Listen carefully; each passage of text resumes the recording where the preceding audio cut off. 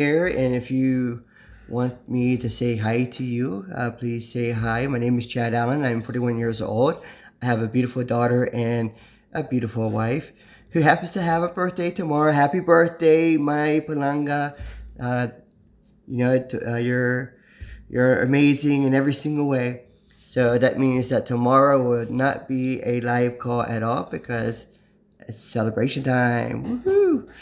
And but I want to thank you for being on my call tonight, and because tonight is a very important topic about how to overcome failure. And a lot of times when we are hit with something that a disappointment in life, when we are hit with uh, a failure, we tend to buckle up, and then we go into our little cocoon, and we wonder why nothing is ever happening. And a lot of times it's because we really do not have the right type of perspective. So tonight we'll be discussing that. So if you have any comments below, just comment below. If I don't say hi to you now, I will certainly say hi to you later or after the call. And if this video helps you, please share it also with others. And so, and if you're watching the Nats game, go Nats, right? So we're really, really excited about that. And so let's get started. Let's really talk about what it takes to overcome failure, because this is an issue that I've had in my own personal life, when especially in my younger years, and I've really come to the realization that failure is just a way to learn, and how we are able to advance, and how God works with us as people to become better people in our life. And when we have that realization, then it begins to become much more easier to operate and much easier to proceed. So in other words, if people are saying things, you don't take that as an offense, like you once have, because you have grown to be a much stronger person in life. So, so what are some things that we can do as we overcome this fear, as we battle every single day in our life? And for the men out there, like I was talking about yesterday, we have to step up, right? And men, as being as performance type beings, we tend to base ourselves on our performance, and when we don't succeed in things that we are wanting to go after, like we are not achieving the kind of success that we think we really want, and the kind of success that we think we deserve in our family. We begin to see our family fail because of not really being able to be the providers for them. Then we begin to uh, buckle, and we began to have that low self-esteem. We began to um, go into our hobbies. We began to ignore. We began to say to ourselves, "Oh, what's the point?" That kind of thing. And our women play a very crucial role. Our wives play a very crucial role in trying to help us to become stronger, and to help us to realize that we are not failures, but we are successes in our life, even though at that very moment we are not getting what we are wanting, and that kind of success. So, women really depend on the guys to help motivate, help encourage them to be more, not in a negative way, but in a very positive way, so that we as men can be empowered to really go out and work more for our families, and of course, for ourselves and others. So, what are some things that we need to do? So, when a failure comes, we have to have the right kind of perspective and understanding that it's not um, it's not the end of the world, and it's meant to help us to learn. It's meant to keep us focused on the real task at hand. So what we're going to do is that we need to focus on what God has given us, because that's very important. When we begin to focus on our own selves, our own human incapabilities, then we begin to see the failures of who we are. We begin to see our own problems. And so we have to be able to look beyond that and see how God sees us, not as how others see us. So God says to focus on what He has given you. Focus on the strengths that He gave. Focus on the potentials that you have as an individual, because every person is different in their own way, and everyone is able to is at a different place in their life. So God is telling us to really go after, to really focus on the things that really matter, and not focus on the things that is continue to bring us down. Failure, in essence, is only a temporary block. And then God says, it is a waste of time. It is a waste of time for you to be envious of other people, because it creates more failure in your life. It creates inaction. And when God knows that you're being envious of other people, when God sees that you are not allowing yourself to grow because you have a lot of pride in yourself, you have a lot of you're taking in things and you're saying to yourself that I don't need this, I don't need that, and you want to continue to do the same thing. But God is saying, I'm giving you the opportunity to change, and you should really change, because if you change, I'll graduate you to the next step in your life, which is more success, which is more what God is wanting you to be, the kind of person that God is wanting you to be. So it's a waste of time to be envious of other people and to be jealous of other people who are at a different level of their life. You are at your own, you work at your own pace, and that's what matters. It doesn't matter how you start, and it doesn't matter in your journey, what's going on with your journey. Nobody remembers that stuff. They only remember how you finish. They only care about how you finish. Yeah, God says, finish the race. Paul says, finish the race. So we have to be able to finish the race. Our journey is just part of our journey. How we start, it's just how we started. But how we finish, that's what matters. Because we are judged on how we finish, not during our journey. When we fail, it helps us to see ourselves in a deeper way. And God uses that so that where God asks you to change. So, in other words, when we fail, we have to see it, that we have to be humble, so that we can see the kind of change that God is really asking of us. And so think about this. There's a failure that happens in your life. There's a great disappointment. So God has given you the opportunity to humble yourself, to take away a little bit of the pride that you are having in your life. And He's telling you, you should need to be humble, because there's something I want you to change in your life.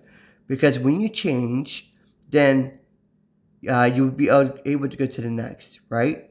So failure is there to humble us and to change us, and to allow us to see and to judge ourselves, and to really take the opportunity to see things in a different way that we did not see before, when we were always on the go and on the run.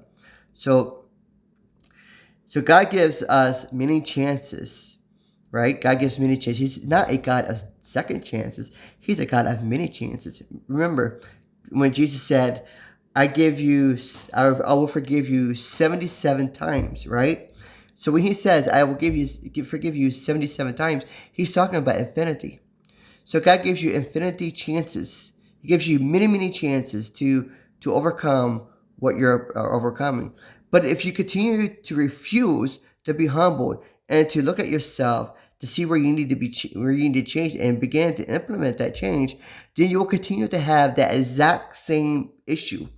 You'll always say, well, why am I not progressing in this area? Why am I not becoming successful? Why am I not doing this? As long as you are continuing to do the same thing over and over again, when it's like insanity, right? You continue to do the same thing over and over again, but you're not willing to change, you're not willing to humble yourself, then God cannot bless you. God can't bless you because you are allowing you yourself for blocking what God has planned for you. You are putting a barrier between you and God, between you and your success, between you and what your potentials in life. So we have to be able to humble ourselves and really see and really look at ourselves so that we can have that kind of change. So this is why God is inviting you to change. See, failure, when we fail, it's like God has given us that. In other words, when we fail, it's not because we are bad people. It's not because we are horrible. It's not because we are no good. No, it's none of those things. Because when we fail and we look down on ourselves, God doesn't see us as bad. He sees us that we have great value. He sees us as warriors. He sees us as kings and queens. He sees us as one who has great abundance. And until you have that kind of mindset, that when you go out and when you are facing these trials and tribulations in your life, and then in the moment that you begin to fall back into your cocoon, you will always be in that same situation until you're willing to humble yourself and change. When you begin to see yourself in a higher light and begin to know that you have an abundance in Christ, and when you know that whatever you do, God is behind you, Jesus is behind you, you know, it doesn't matter if you run into an issue, if you have a tribulation, it doesn't matter if you have success, you'll always be able to look back and say, God is with me. God is guiding me. God is telling me to do certain things, because we have to we really have to see things for what they are and know that God is there showing us the way. This is important when guys also. This is important in our leadership, because if we are doing something that is causing us to um, not be productive in our life, not being productive for our families, then we cannot sit there and say to our wives and our children that we are doing everything we can, because we are not doing everything we can, because when we are looking at ourselves, we are refusing to be humble and change. So we have to take away our pride for a moment and really be able to allow God to work in us and to help and allow our wives to give us a little bit of encouragement and a little bit of, maybe God is speaking through your wife and trying to tell you a certain thing. So you really have to be able to listen to that and be of a listening ear and a sound mind and a sound heart for that. So what are some things that we could do? What are some steps that we could do to help overcome this fear? So here's some steps. We need to be able to take responsibility. We need to take responsibility for our mistakes and of the failures that we have, the offenses that we have. And then we need to see that, okay, I own this. This is me. This is what I did wrong. So I take ownership of what happened. 2, we have to, of course, accept what happened. 3, we have to make the most of what we have now. God says, I have given you, so accept it. Accept what is given now, because what is now does not necessarily mean that it's going to be what you have in the future. Be content with what you have at this moment, but always strive to be more later. So take that failure, turn it into a turn it into a lesson, and take that lesson and apply it so that you will not make the same mistake before. And then later, you will be able to have that kind of success. Okay. You have to be able to, you always got to constantly change. You got to be willing to improve yourself on a consistent basis. That is what it means to be excellent. You have to trust God. Trust God that He will enable you to be better. So you really have to be in prayer. You really have to be humble. You really have to ask God to come into your life. You have to be vulnerable. That's very important. Men, you have to be vulnerable. Women, you got to be vulnerable. If you want to be successful in life, if you want to have the spiritual connections and stuff like that, you have to be humble. You have to be vulnerable to God. You have to be. You have to trust God. What to take what happened and turn it to your own good. Not everything that happens bad is not meant to hurt you. But it's meant to bring you into a better place. So realize that you will be in a better place, and that God will really turn it into your own good. You have to be able to learn to forgive yourself and others. If you're not willing to forgive yourself of your own failure, if you're not willing to forgive others of what they did to you, it's going to be very difficult for you to move on. And you have to make yourself comfortable. You have to be comfortable with who you are. You have to be comfortable with your destiny, with your identity, with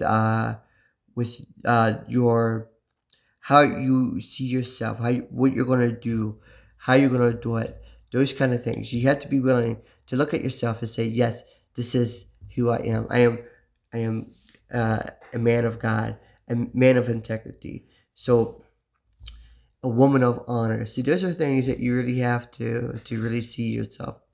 So that's all I have for tonight. I really hope that you got a lot of value out of this, because I really believe also that if you apply these things, you really gain a knowledge of how God works in your life, and how you are able to take that failure and turn it into something positive. I really believe that you will be very successful in your life, not just on the financial side, but also on the spiritual side and on the physical side as well, because we are all meant by God to be of great value and to be people who are of abundance. So I really believe that, because you have the opportunity, you have a gift that God has given you. So you need to use it not only to help further the advancement of mankind, but you need to use your gift also to help further His kingdom. And when you do those two things, you'll really begin to see how God is working in your life in full. And when people have quick success, they may be ready for it, or they may have success, but if they're really bad people, they're not going to last long. So just remember that not everybody who has great success will always maintain that success if they are not grounded, well in God's word. If they're not grounded well of who they are, then that success will not last. But when you are grounded in all areas of life, then God will really continue to bless you and bless you more and more, especially when you're a good giver. So we have to learn also how to be a good giver. So I hope this helped you. And if this really helped you, please share it with other people.